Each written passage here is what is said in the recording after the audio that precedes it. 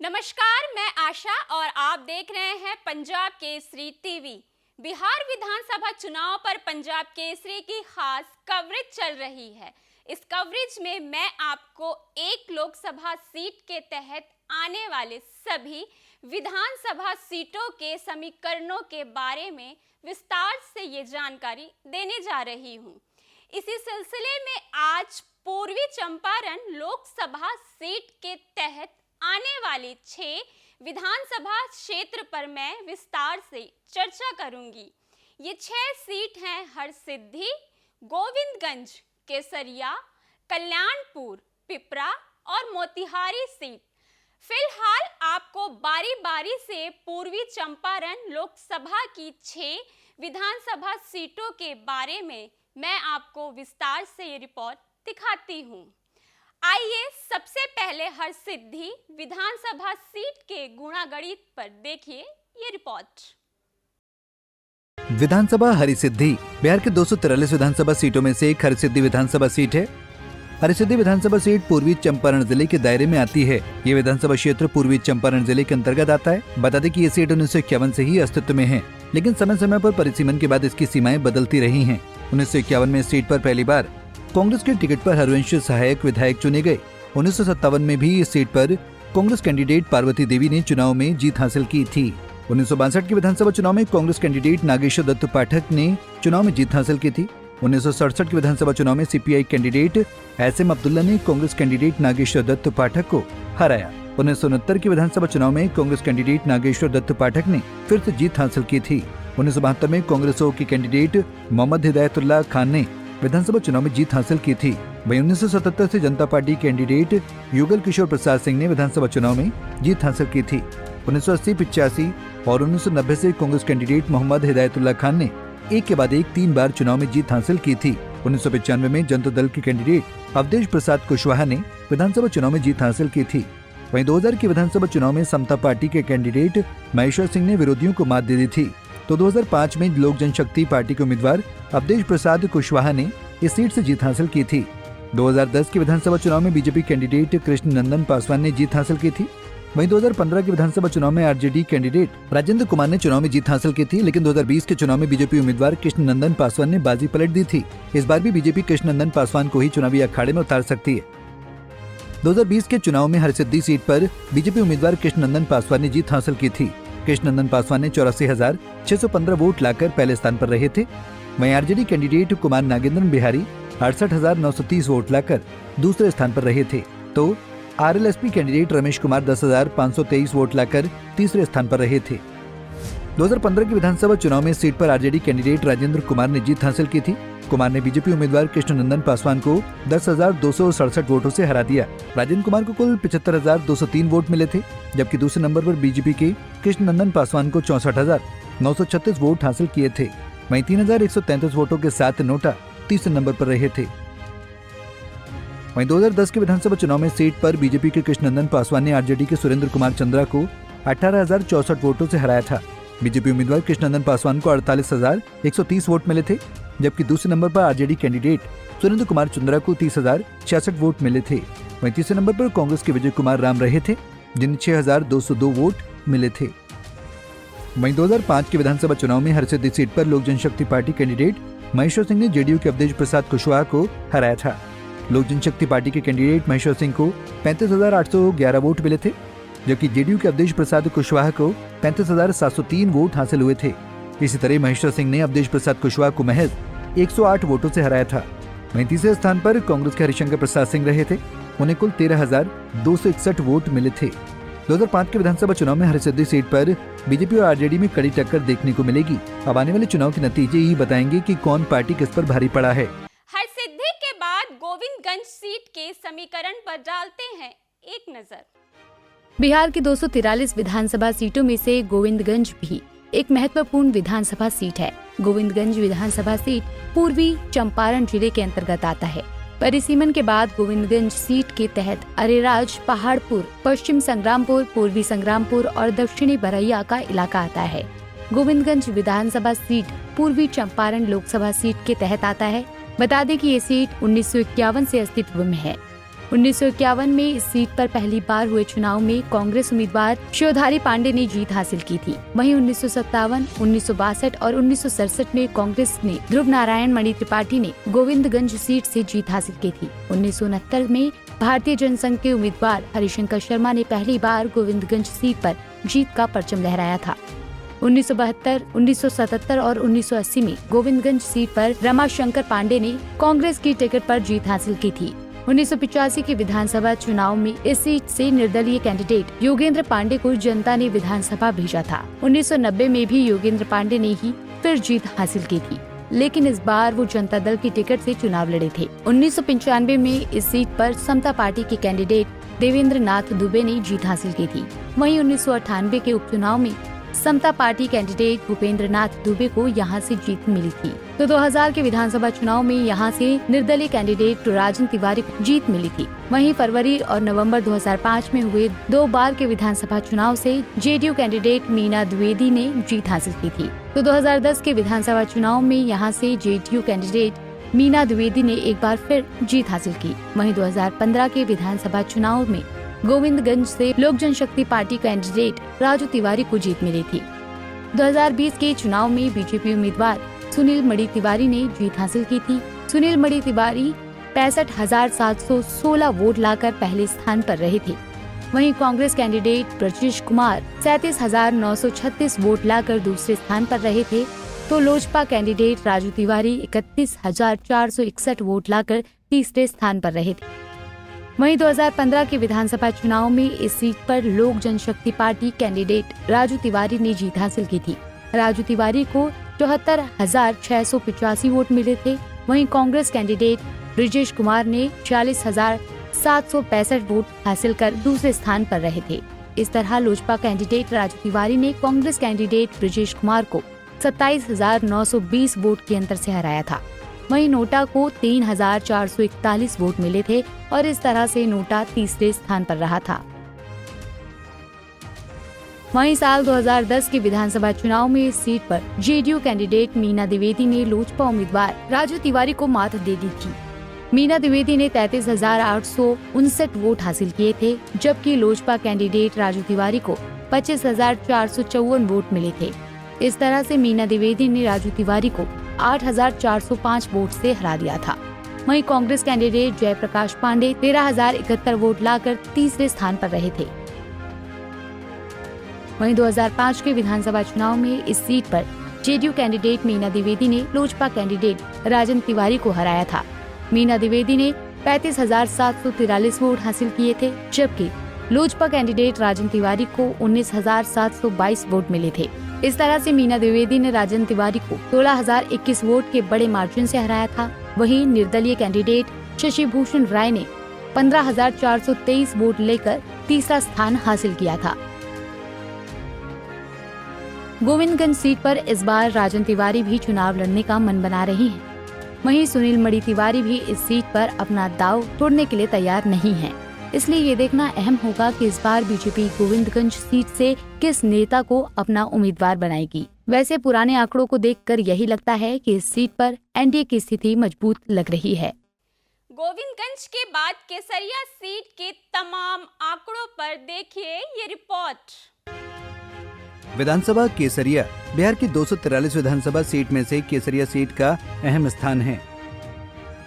परिसीमन के बाद केसरिया में उत्तरी बैरैया, भटवालिया, भवानीपुर, डुमरिया, ग्राम, दिलवारपुर, राजपुर, रघुनाथपुर, सिरसिया जैसे इलाके आते हैं। केसरिया विधानसभा सीट पूर्वी चंपारण लोकसभा सीट के तहत आती है। बता दें कि ये सीट 1951 से अस्तित्व में है। 1951, 52, 1957 में ये सीट पर कांग्रेस उम्मीदवार प्रभावती गुप्ता ने जीत हासिल की थी। 1962 के विधानसभा चुनाव में केसरिया सीट से सीपीआई कैंडिडेट पीताम्बर सिंह ने प्रभावती गुप्ता को हरा दिया था। 1967 में भी केसरिया सीट से सीपीआई कैंडिडेट पी सिन्हा ने जीत हासिल की थी। वहीं 1969 में कांग्रेस पार्टी के कैंडिडेट मोहम्मद एजाज हुसैन खान ने केसरिया सीट से जीत हासिल की थी। 1972 और 1977 के चुनाव में सीपीआई कैंडिडेट पीताम्बर सिंह ने केसरिया सीट पर जीत का परचम लहराया था। 1980 के विधानसभा चुनाव में जेएनपी के कैंडिडेट राय हरिशंकर शर्मा ने जीत हासिल की थी। वहीं 1985 के चुनाव में राय हरिशंकर शर्मा ने कांग्रेस का दामन थाम लिया और जीत भी हासिल कर ली थी। 1990 और 1995 के चुनाव में सीपीआई कैंडिडेट यमुना यादव ने लगातार विरोधियों को मात दे दी थी। 2000 के विधानसभा चुनाव में एसएपी कैंडिडेट ओबैदुल्ला ने जीत हासिल कर ली थी। वहीं 2005 के फरवरी महीने में केसरिया सीट पर हुए चुनाव में भी जेडीयू की टिकट पर ओबैदुल्ला ने विरोधियों को मात दे दी थी। तो 2005 के अक्टूबर महीने में आरजेडी कैंडिडेट राजेश कुमार रोशन ने विरोधियों को चारों खाने चित कर दिया था। वहीं 2010 के विधानसभा चुनाव में यहां से बीजेपी कैंडिडेट सचिंद्र प्रसाद सिंह ने जीत हासिल की थी। तो 2015 के विधानसभा चुनाव में आरजेडी कैंडिडेट राजेश कुमार ने बीजेपी कैंडिडेट को हराकर जीत हासिल की थी। वहीं 2020 के चुनाव में जेडीयू उम्मीदवार शालिनी मिश्रा ने फिर से जीत हासिल की थी। शालिनी मिश्रा को 40,219 वोट मिले थे। वहीं RJD candidate Santosh Kushwaha 30,999 vote लेकर दूसरे स्थान पर रहे थे। तो एलजेपी उम्मीदवार रामशरण प्रसाद यादव 18,904 वोट लाकर तीसरे स्थान पर रहे थे।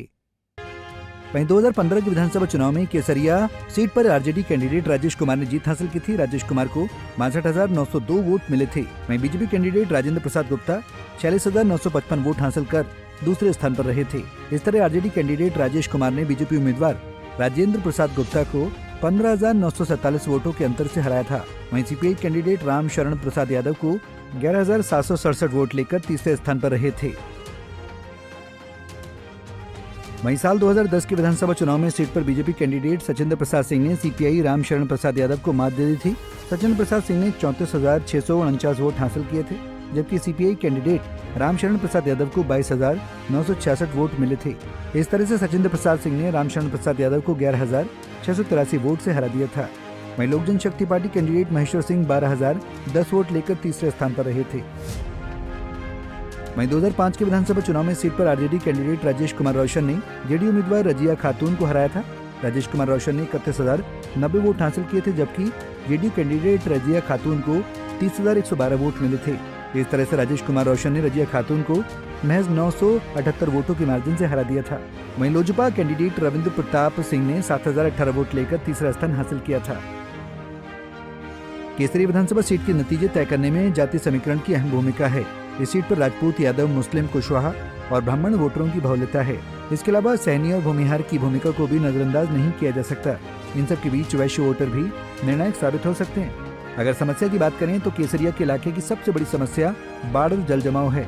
गंडक नदी के किनारे स्थित तटवर्ती गांव हर साल बाढ़ नदी के कटाव से त्रस्त रहते हैं। गंडक नदी के समानांतर बना चंपारण तटबंध भी जर्जर हो चुका है। पानी के दबाव से इसके टूटने की आशंका बनी रहती है। वहीं सिंचाई के लिए इस क्षेत्र में कोई ठोस व्यवस्था नहीं है। वैसे तो मुख्यमंत्री नीतीश कुमार को केसरिया को पर्यटक स्थल के रूप में विकसित करने की पूरी कोशिश है, लेकिन अभी इस इलाके में पर्यटन का विकास वैसा नहीं हुआ है कि स्थानीय स्तर पर रोजगार के अवसर पैदा हों। इसलिए यहाँ के लोगों का दूसरे प्रदेशों में पलायन अभी भी जारी है।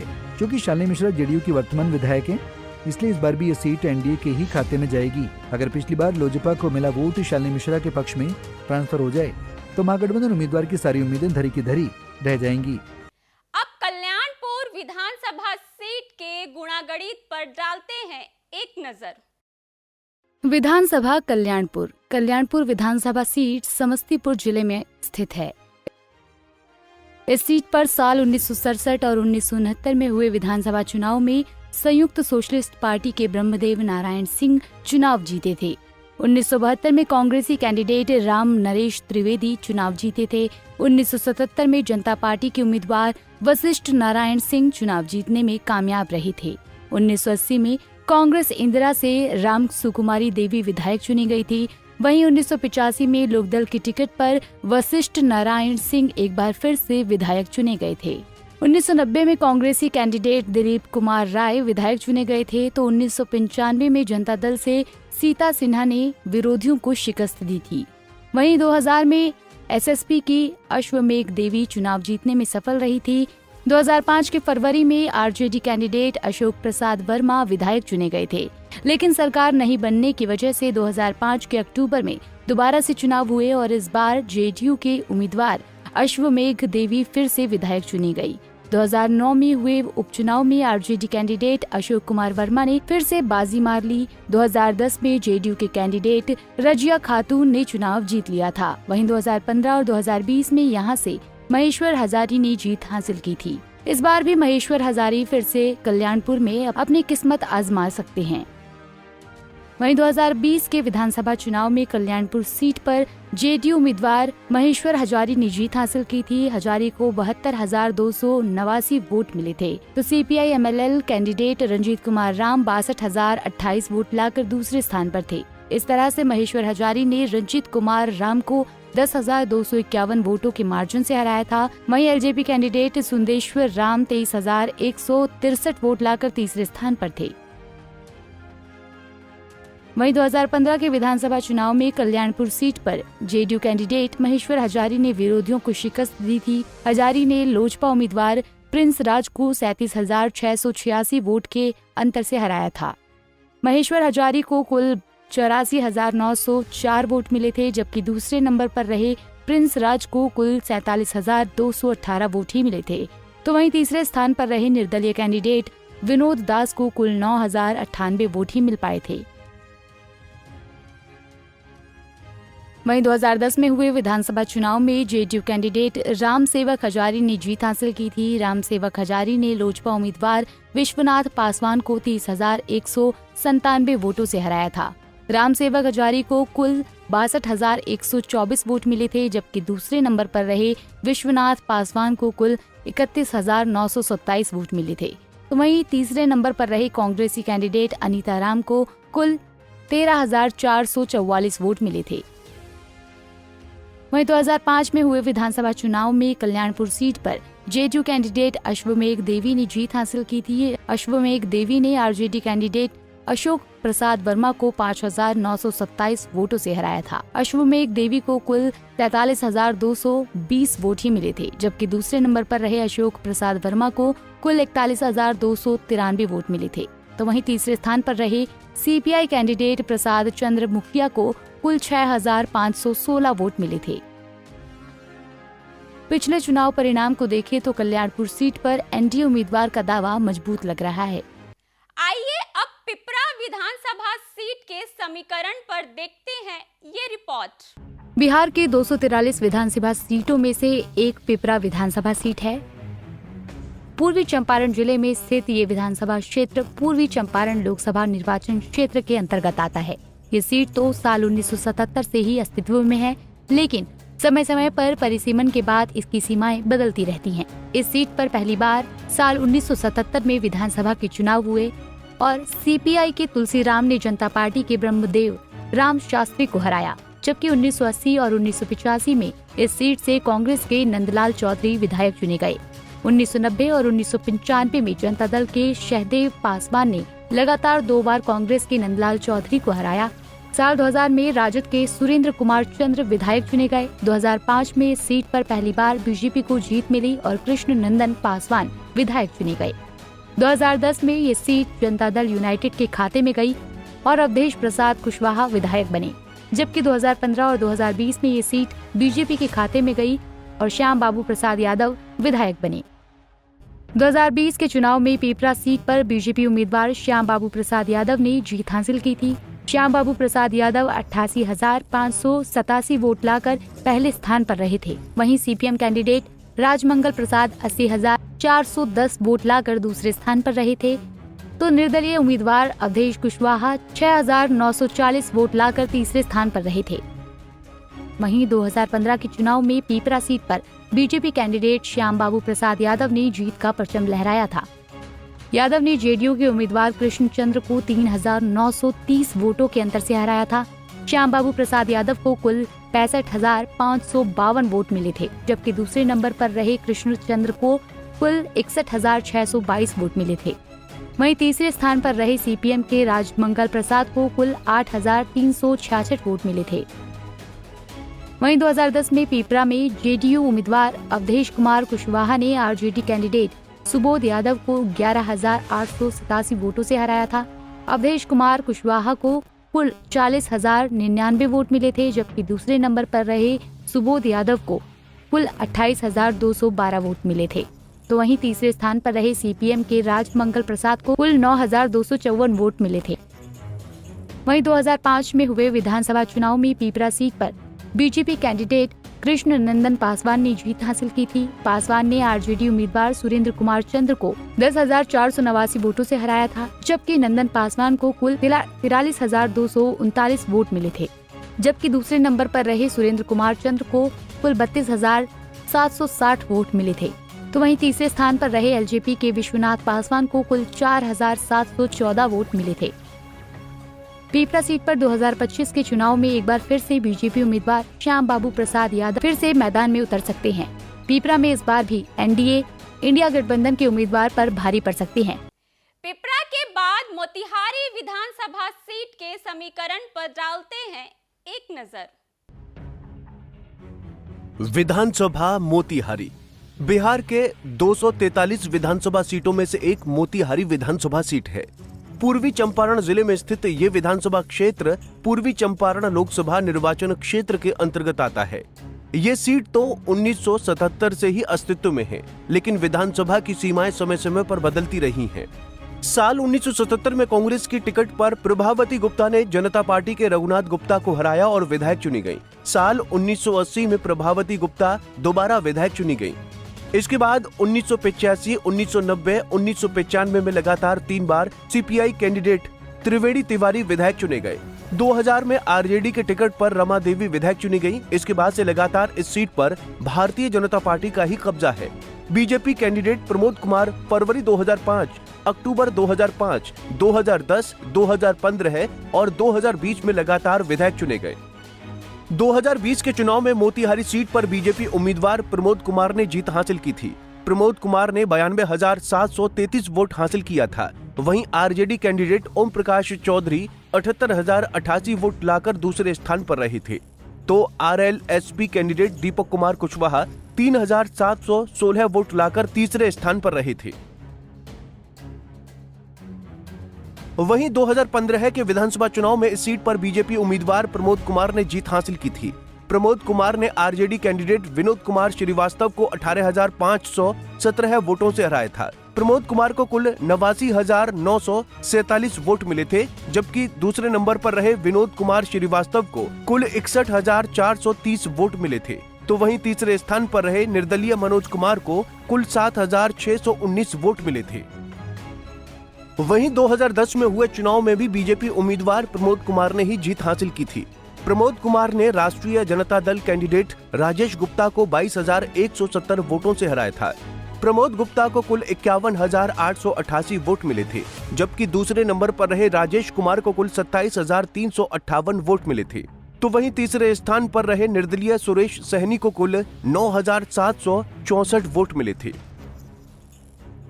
वहीं 2005 में हुए चुनाव में भी मोतिहारी सीट पर भारतीय जनता पार्टी के कैंडिडेट प्रमोद कुमार ने ही जीत हासिल की थी। उन्होंने आरजेडी उम्मीदवार रमा देवी को 20,703 वोटों से हराया था। प्रमोद कुमार को कुल 56,119 वोट मिले थे, जबकि दूसरे नंबर पर रही रमा देवी को कुल 35,416 वोट मिले थे। तो वहीं तीसरे स्थान पर रहे लोजपा के सुरेश सहनी को कुल 18,393 वोट मिले थे। मोतिहारी सीट पर प्रमोद कुमार लगातार जीत हासिल करते रहे हैं। क्या इस बार भी प्रमोद कुमार जीत का सिलसिला कायम रख पाएंगे? इस पर सबकी नजरें बनी हुई हैं। आज पूर्वी चंपारण लोकसभा क्षेत्र की सभी 6 विधानसभा सीटों पर आपको ये स्पेशल रिपोर्ट दिखाई गई। बिहार विधानसभा चुनाव पर हमारी खास कवरेज जारी रहेगी। आगे किसी और लोकसभा क्षेत्र के विधानसभा सीटों के समीकरणों पर चर्चा की जाएगी। तब तक आप तमाम खबरों के लिए देखते रहिए पंजाब केसरी। नमस्कार।